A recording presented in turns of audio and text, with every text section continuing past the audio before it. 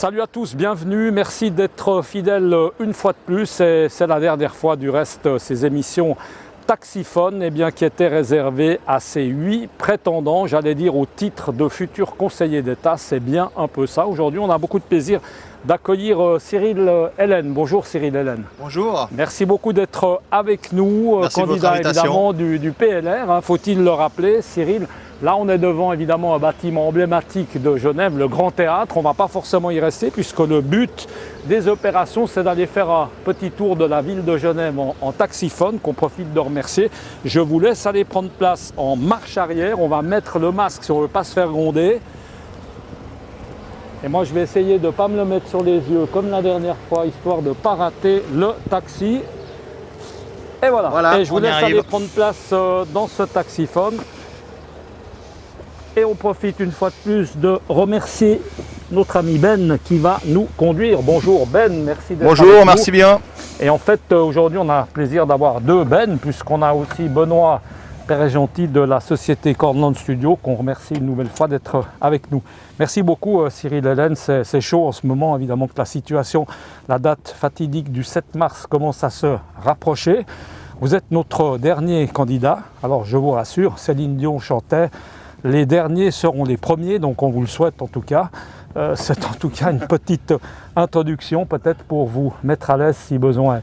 Racontez-nous un peu, on va parler exclusivement circulation, mobilité. Vous avez vu peut-être d'autres candidats qui ont pris cette même place.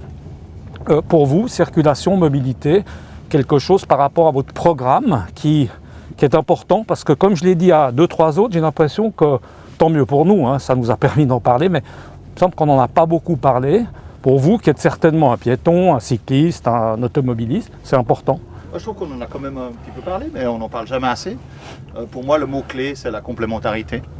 Je crois qu'on ne peut plus circuler avec tous les moyens de transport partout, mais on doit pouvoir avoir une complémentarité en fonction des besoins de chacun, en fonction de l'utilité qui est pour chacun des citoyens, mais pour les entreprises aussi. Je crois que c'est important de dire que la circulation, elle est quelque chose d'essentiel à l'économie. La fluidité est quelque chose d'important. Les bouchons coûtent à notre économie. C'est pas seulement du temps et des désagréments pour les citoyennes et les citoyens. La complémentarité, alors vous précisément, Cyril Hélène, vous circulez comment? À pied, à cheval, en bateau, en calèche, en voiture? Alors moi je circule beaucoup à pied parce que j'ai beaucoup de choses à distance de mon bureau, mais aussi énormément en 2 roues, soit en scooter, soit à vélo, pour l'essentiel. Là on est en taxiphone, on profite de les remercier encore une ultime fois pour ces reportages évidemment. Descendu de la Coratrice, c'est assez agréable parce que là on peut passer un peu au milieu de nulle part. On a eu l'occasion de poser la question à un ou deux autres, dont je crois Pierre Maudet, justement pour vous, la place des taxiphones. On a pas mal parlé des bus aussi, on peut en parler. Les taxiphones, c'est quelque chose dont vous allez tenir compte. On a parlé avec Pierre Maudet, je crois, de la possibilité que ces taxiphones deviennent électriques, deviennent à hydrogène, etc., avec peut-être des aides pour eux, parce qu'il faudra arriver à faire cette transition. On parle aussi peut-être d'offrir la possibilité à ces taxis de pouvoir prendre les lignes de tram, tout simplement, parce que c'est vrai que ça gagnerait du temps. Donc qui dit gagner du temps, on va dire forcément baisser le coût des taxis, parce que ça c'est aussi important, en tout cas pour eux. Ça, c'est des mesures qui vous parlent précisément. Bon, il faut rappeler que le taxi, ça fait partie des conditions cadres de l'économie. On en a besoin pour la clientèle, pour les commerçants. Je crois que c'est quelque chose qui est important. Ça participe aussi à l'attractivité de Genève quand le tourisme d'affaires a lieu. Aujourd'hui, c'est en panne, mais ça fait partie des éléments qui sont indispensables. On a tous l'espoir que la situation reprenne une certaine normalité assez rapidement. Donc ça, c'est essentiel. Il faut que donc, les taxis puissent circuler. On puisse leur donner toutes les facilités. Exactement, leur donner les facilités qui sont nécessaires. Et je pense que le cas échéant, qu'ils accèdent aux voies de tram lorsque cela n'entrave pas la circulation du tram, ça me paraît assez normal finalement. Ça revient au mot que j'utilisais tout à l'heure, qui est essentiel pour moi en matière de transport, la complémentarité. On ne va pas oublier les TPG, c'est important pour vous. Tout ce qui est ligne TPG, tout ça, c'est bien desservi, on est bien. Maintenant, bon, on a le Léman Express, évidemment, qui est un plus. Mais est-ce qu'au niveau des TPG, vous, de votre part, vous changeriez quelque chose, vous modifieriez quelque chose? Moi, je pense qu'on peut encore faire mieux. C'est important. Par exemple? Je pense que par exemple sur la rive gauche, il y a encore beaucoup de communes qui sont assez mal desservies. C'est important que celles-ci puissent être correctement desservies, mais à la rive droite aussi à certains endroits. Mais je crois que c'est important qu'on ait... moi je crois à l'attractivité des transports publics par leur fréquence et leur rapidité. Et c'est comme ça qu'on assurera un transfert modal qui finalement profite à tous, parce que moins de personnes utilisent leur voiture inutilement ou qui pourraient faire autrement, mieux les citoyens et les citoyennes se portent. Mais quand on entend un peu quand même la moyenne des gens, la masse des gens, qui sont surtout évidemment en voiture, etc., parce que c'est ceux qui souffrent le plus, c'est vrai qu'on entend, ça critique énormément. Donc après, on ne va pas forcément lancer la pierre aux responsables de cette circulation. Ça a déjà du reste été passablement fait dans ce taxi. Qu'est-ce qui, selon vous, qu'est-ce qui pourrait améliorer? Vous, demain, vous reprenez le poste de Serge Dalbousco, pour ne pas le nommer. Ce qui est difficile pour l'instant, parce que pendant 2 ans, il est encore là. Qu'est-ce que vous allez faire? Qu'est-ce que votre premier réflexe ou le deuxième? Non mais, je crois, avant tout, il faut pas dire Moi, que je c'est pense pas aux automobilistes, mais, Cyril Allen. Très clairement. Aujourd'hui, il n'y a pas plus de voitures aujourd'hui qu'il y a 10 ou 20 ans. Ça, c'est une idée qui est totalement fausse en ville. La fluidité du trafic, c'est aussi une question de volonté, une question de volonté politique. Et je pense qu'on doit avoir la sagesse de dire que dans certains quartiers, il peut y avoir des zones 30, il y a des zones où fondamentalement on doit avoir une certaine priorité à une mobilité plus douce, mais ça doit aussi être, j'allais dire compensé, mais en tout cas complété par des axes de circulation plus fluides pour les automobilistes, parce qu'il y a besoin d'une certaine circulation pour notre secteur économique et pour les habitants de notre canton. Alors là, on est dans un endroit un peu chaud, qui ne va pas calmer évidemment tout ce qui est circulation. Si vous voyez ce que je veux dire, on se rapproche gentiment de la gare. Ensuite de ça, on va prendre la direction du pont du Mont-Blanc. Là, on sait que pendant un certain temps, entre la gare, le pont du Mont-Blanc qui va être en réfection, votre regard par rapport à ça, c'est le bon moment, c'est pas le bon moment? Les habitants du canton vont réaliser à quel point c'est indispensable d'avoir un pont ou un tunnel. Un pont ou un tunnel, parce que quand on va devoir pendant des mois rénover le pont du Mont-Blanc, ça va être extrêmement compliqué. Quand on va avoir la construction de la gare souterraine juste ici, juste derrière nous, imaginez, ça va durer des années, les entraves que cela va avoir pour les Genevoises et les Genevois. Je ne suis pas sûr qu'on en mesure encore l'étendue. Donc il est indispensable d'imaginer des voies de circulation.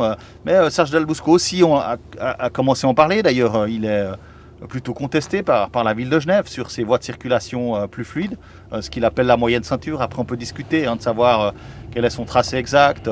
Mais je pense que l'idée d'avoir une moyenne ceinture pour pouvoir aider à une meilleure fluidité du trafic, je pense que c'est une bonne voie.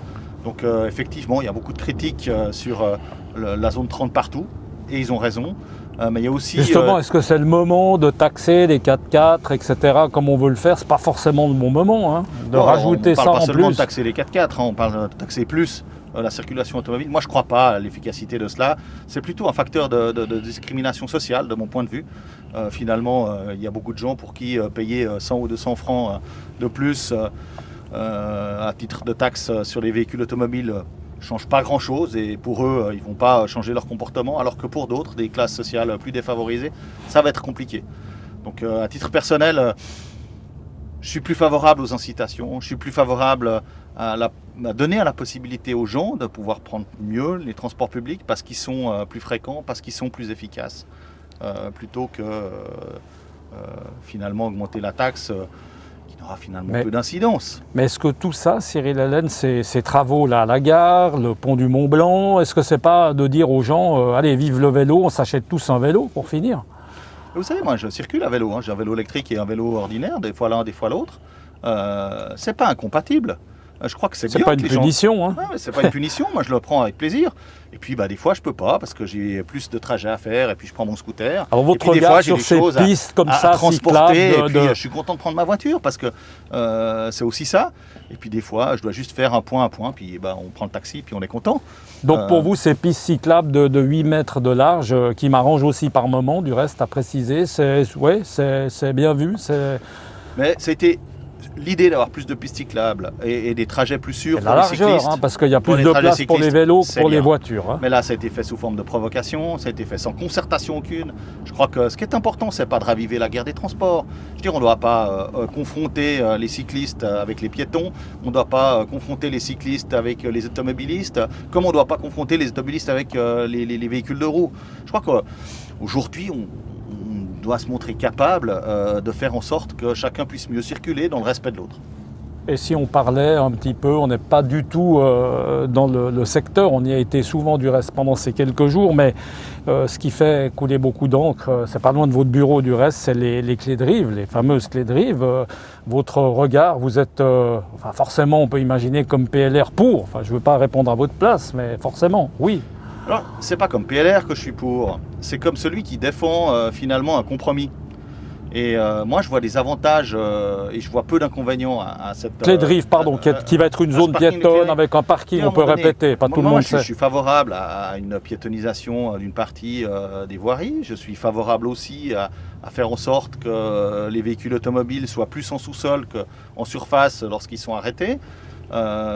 Finalement, on ne développe pas non plus le transport automobile puisque les places qui seront construites en sous-sol seront supprimées en surface.